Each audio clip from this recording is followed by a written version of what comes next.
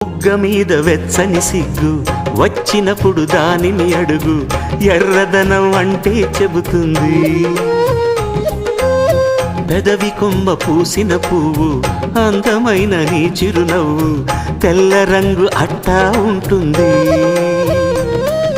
నీలో